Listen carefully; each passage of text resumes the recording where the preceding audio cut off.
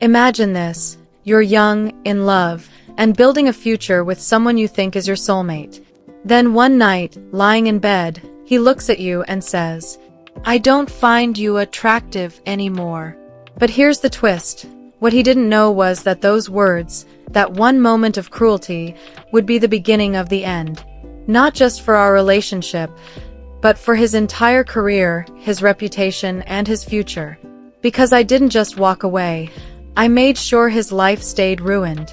Even 20 years later. If you've ever wanted to see karma served ice cold, make sure you hit that like button and subscribe, because this is one of the most satisfying revenge stories you'll ever hear. Back in the 90s, I was a college student, full of optimism. That's when I met Jake. He was a few years older, already out of undergrad, starting grad school across the country. By some twist of fate, I was moving near the same area. It felt perfect. Destiny, even. Jake had this whole animal scientist vibe, working toward his PhD, living with roommates, breeding small animals at home for extra money. He introduced me to his siblings, and I loved them. I even bonded with his advisor's wife, Mary, who worked at the university. Every weekend, I drove almost 2 hours just to see him. We were young, broke, living on taco dates and cheap beer, but I was happy. Until one night, lying in bed together, he blindsided me. "I'm concerned you've been gaining weight. It's harder for me to be attracted to you." I remember the shock, the humiliation. My chest tightened, my stomach dropped. 10 pounds, maybe over 2 years. Still the same size. But to him, it wasn't about health. It was about appearances. About control. I pulled myself up, stared him dead in the eye, and said, "Well, maybe stock something better than crackers and cheese when I'm here." "What's your solution, Jake?" He mumbled, "I guess you should lose weight." My blood boiled, but I stayed calm. "No, I'm not doing that. So what are you going to do about it?" He had no answer. Just silence. I went to sleep, drove home, and never forgot the sting of those words. The breakup and the real betrayal. Months later, he called me. His reason: "You don't know enough about science." He actually said that. That because I couldn't rattle off Latin names for animals, he couldn't respect me. I pressed him, demanded the truth. Finally, he cracked. He was cheating with one of his undergrad students, a 19-year-old girl. He was her TA. The betrayal hit me like a punch to the gut. My hands shook, my vision blurred. My roommate threatened to toss him off our balcony if he didn't leave. And as I sat there, the fury slowly shifted to laughter. Because I remembered that girl. I'd even loaned her clothes once. She was nothing like me. A completely different body type. And suddenly, I realized, all those comments about my weight, that was just cowardice. His pathetic way of trying to make me dump him. He thought he was so clever. But he had no idea the storm he just unleashed. First, I emailed his roommates, George and the other guy. They admitted they knew about the affair. In fact, they were the ones who told him he had to confess or they would. George, kind and handsome, invited me back up one weekend. He said, "Come grab your stuff, let's go out, let's have some fun." So I did. But I also had another idea. While Jake was gone, I photographed everything in that house. The tanks, the cages, and one particular endangered animal Jake had illegally taken in. He was supposed to file paperwork, pay a $25 fee, keep it properly logged. He refused. I had evidence, and I knew exactly who to send it to. That night, George and I went out drinking. We came home late, me in a short dress, giggling, stumbling. Jake and his new girlfriend were in the living room, watching TV.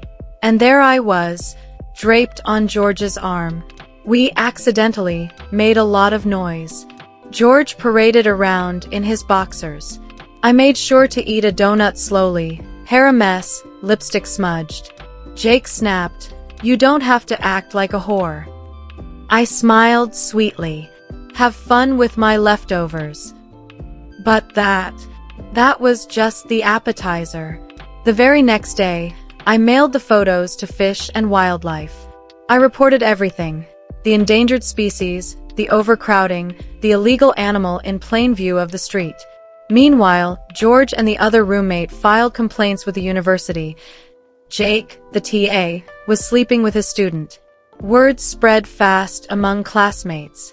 His reputation was shredded. And then, it happened.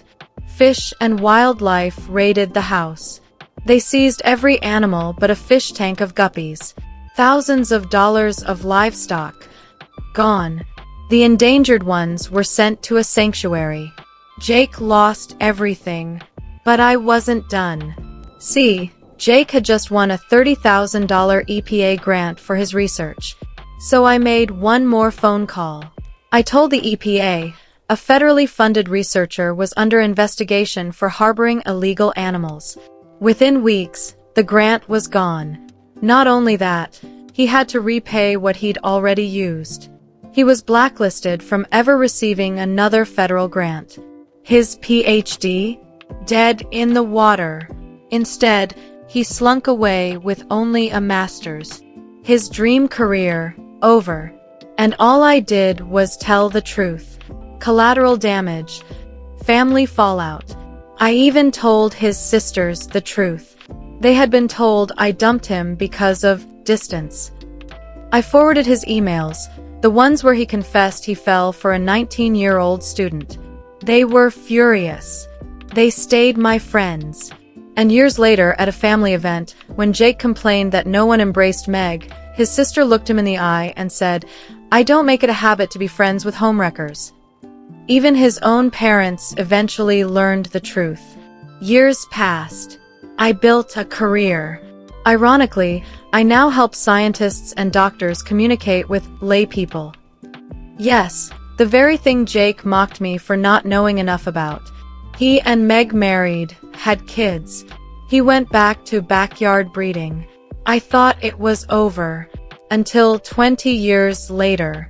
I was guest lecturing at a university. Hundreds of students in the audience. Afterward, as I mingled, I heard a voice. "Hey, long time no see." I turned. And there he was. Jake. Older. Grayer. But unmistakable. My instinct. Deny. I tilted my head, smiled politely. "I'm sorry, have we met at another workshop?" His face fell. "It's me, Jake." I widened my eyes like it had just clicked. "Oh, Jake. Right. Wow. I must have blocked you out." Then I turned and walked away, left him standing there, stunned, while I basked in the role of guest lecturer. But fate wasn't finished. That night, over dinner, the faculty mentioned Jake. They were considering hiring him as a teacher. I couldn't help it. I scoffed. When they pressed me, I told them the truth. How he had been fired for sleeping with a 19-year-old student. How he lost his scholarship. How he left in disgrace. Their faces said it all. Days later, Mary, still connected at the university, called me.